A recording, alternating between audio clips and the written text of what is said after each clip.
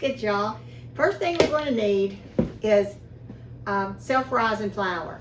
Don't use your plain, use your self-rising. You want these biscuits to rise. Self-rising flour. We're going to use 2 cups today, 2 cups of flour. Usually I don't even measure. I'm trying to measure today so that you guys can know how much to start with. So let's go with 2 cups of flour. The next thing you're going to need is some shortening. Now, I buy just shortening. This is shortening. If you're not a cook and you don't know what it is, it just comes in a can. It's called shortening. Some people use lard for their biscuits. I just use shortening. Now, what I get, how much I get for 2 cups, I would say it's probably a little more, maybe a little more, if you melted it, than 1/4 cup. But you see about how much I use. What I'll do is I'll take this and I'll just drop it in here, and I'll just put, I have washed my hands, and I will just roll this shortening into little pea-size pieces until I feel like it's ready for the liquid. You can use butter. If you'd rather use butter, you can put butter in there. Sometimes if I want a real buttery biscuit, I'll get me a stick of butter and I'll freeze it. Get it ice cold, and then I'll just shave it off with a cheese grater. If I'm in a hurry and I don't want to play in the dough and stuff, I'll use the butter. Usually I just use Crisco. I like that little fine way that it tastes with Crisco, and also butter. So it's up to you. There's probably a lot of recipes for biscuits, and you just pick out one that you like the best that fits you. But today I'm just going to show you basically how to get started. After I get this in and I feel like it's little crumble size of the shortening, like the shortening is really worked into my flour, into my self-rising flour, then I'll say, well, it looks like it's about time to put in the buttermilk. Now, you get about 3/4 cup of buttermilk. And what I do is I just make a little well in the middle of my bowl. Got my buttermilk here, and I just start pouring a little bit, and I just kind of mix it up. Just mix it up, pull it together, work the flour in.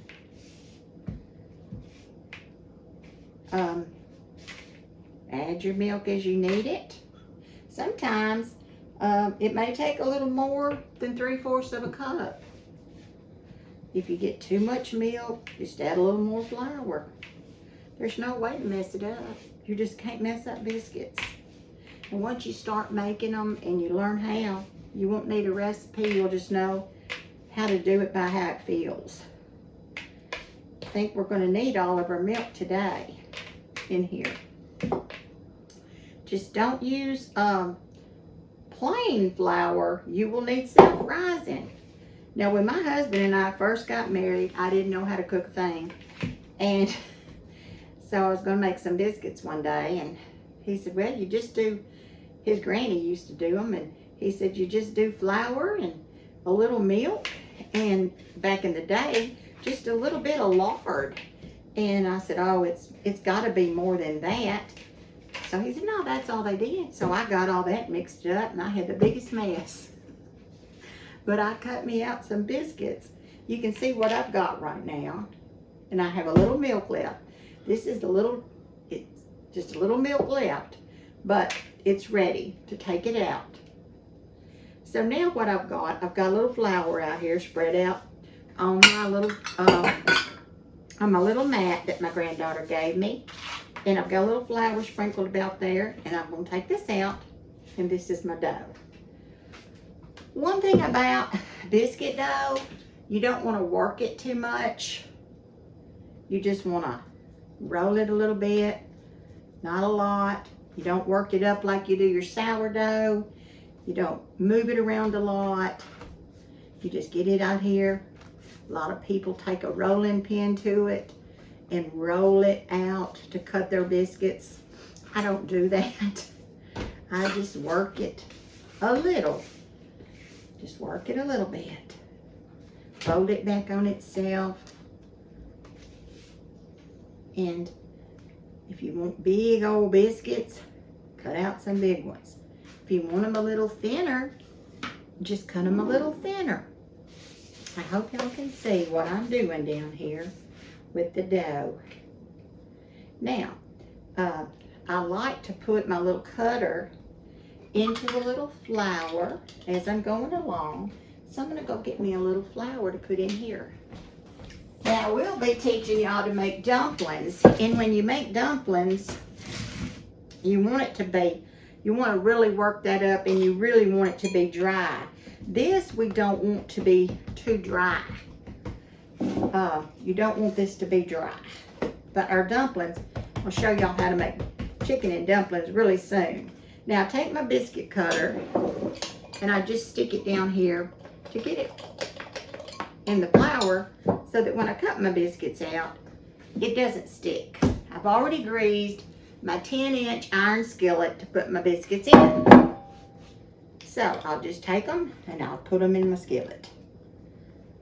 They're so easy to do, and I would encourage you to get you some self-rising flour and some shortening and some milk, buttermilk. If you don't like buttermilk, that's okay. You can use just regular milk.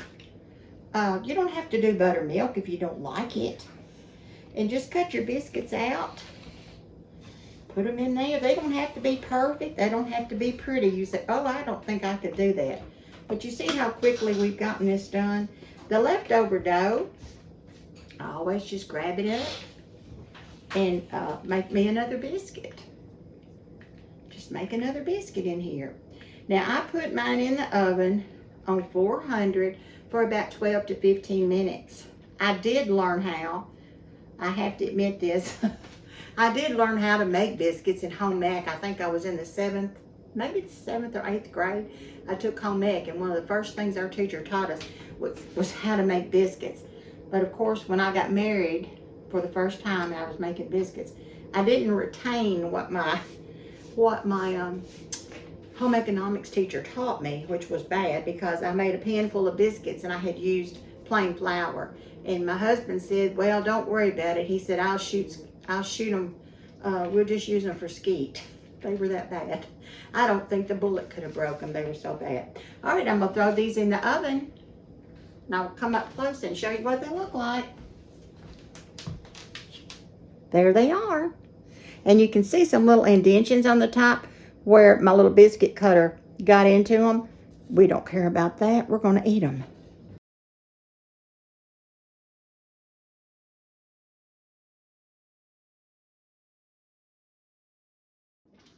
It'll be good. We'll share this with everybody. It's so delicious. And of course, you know, we eat on paper plates here.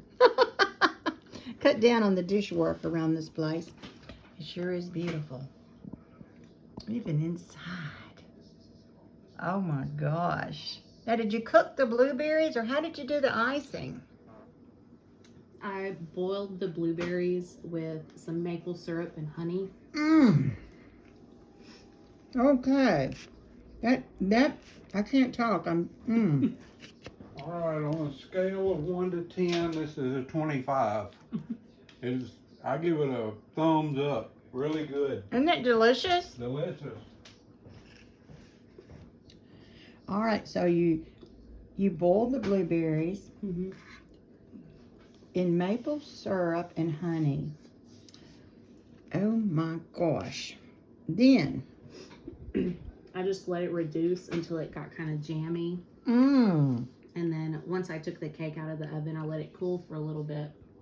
I poked holes in it, and then I dumped the blueberries over top and let it soak in. Oh, what do you punch your holes with?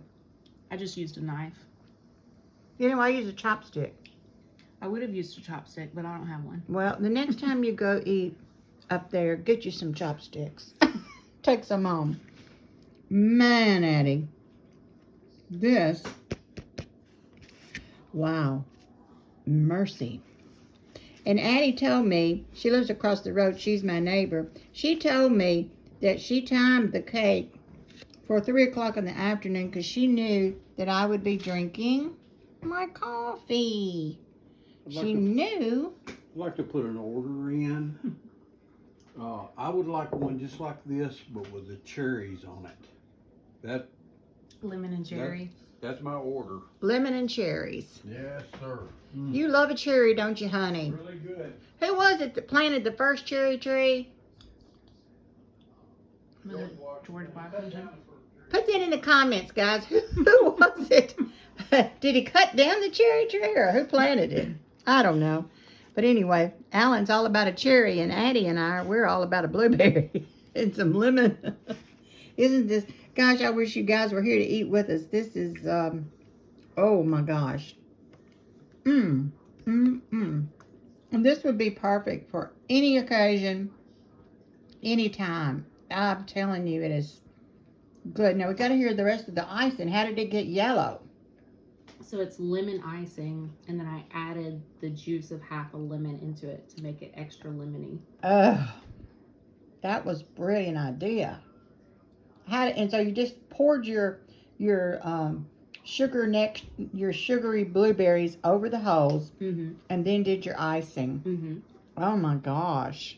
And I heated up the icing so it spread easier. Oh wow! You did such a beautiful little. It looks so beautiful. It looks so fancy in every way. Well, I'm taking these pictures, guys, because there's not going to be much of it left to show you.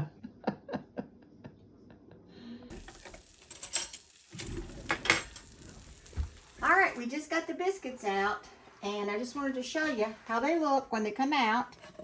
And I'm going to take one out. And I've got a little organic apricot reduced sugar. Even though they're loaded in butter.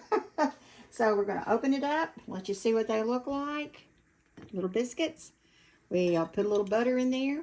Put a little this apricot jam. Get a little piece of butter.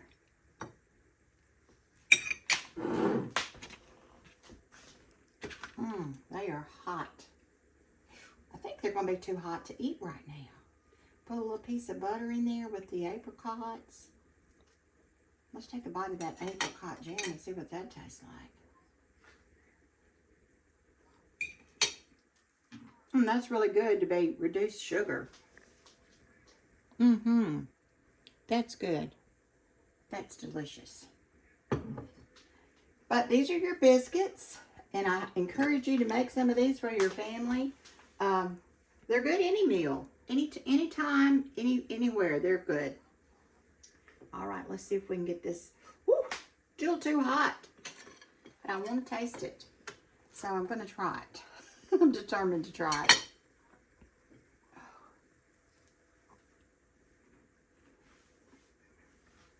Not bad for a biscuit. Just, self-rising flour, like I told you guys. Just get you some Crisco, get you some milk, make you some biscuits. And the more you do it, the easier it gets. If you like this video, please like and subscribe and come back to my channel. Bye-bye.